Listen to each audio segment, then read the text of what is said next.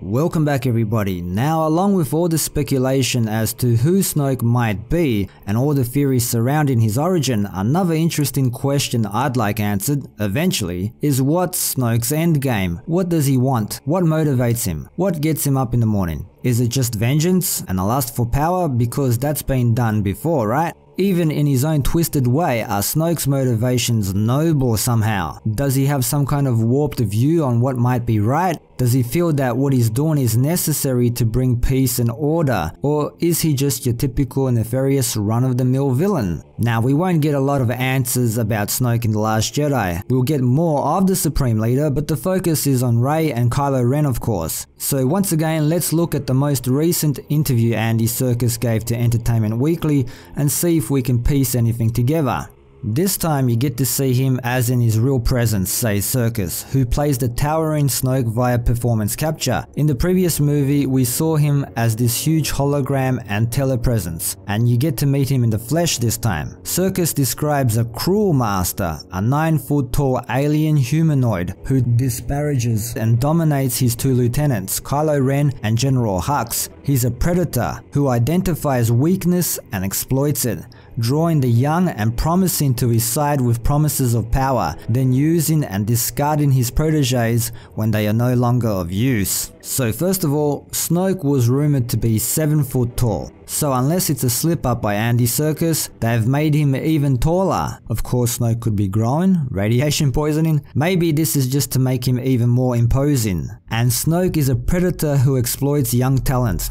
I swear I keep getting this image that he's the Star Wars' equivalent of a Hollywood agent. His training of Kylo Ren is not yielding what he wants, Serkis says. Therefore his anger towards Kylo Ren is intensified because he can't bear weakness in others. Part of the manipulation is goading him with Hux and playing them off against each other. Maybe the effect of that pairing has worn off, however. Snoke may need to start goading Kylo Ren with another disciple. Watch yourself, Rey. Now, Kylo Ren was believed to be the new chosen one by his uncle, Luke Skywalker, and Snoke came along and managed to recruit him. Now it seems like he wants to recruit Rey as well. So that gets me thinking, how long has Snoke been doing this for? Of course, that would depend on how old he actually is, but how many apprentices has he had in the past? Now, I'm assuming the majority of you have heard of the Force vampire theory. Is that Snoke's shtick? He finds young talented Force users,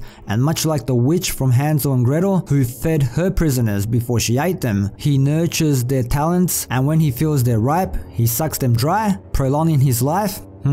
With no affiliation to the Sith rule of 2, he might have been doing this thing for who knows how long out there in the shadows, while the rest of the galaxy was busy bludgeoning itself with countless conflicts. So I'm very much inclined to believe Kylo Ren and Rey are just one of many apprentices or tools that he uses and throws away when he no longer needs them. But does he have any other motivations? Perhaps because he does suffer so much, Snoke also makes a point to indulge in the comfort and riches that power bestows. Unlike Emperor Palpatine, who was draped in relatively humble black robe of a Sith monk, Snoke wraps himself in the kind of shimmering gold usually seen in the palaces of dictators or Las Vegas entertainers. Revenge is only part of his motivation, greed is another. Oh, absolutely, he's slightly oligarch, Serkis says. You know he's not afraid of showing his fineries. There is a luxury that's native to him. You can see it in his throne room and his scarlet armored Praetorian Guard.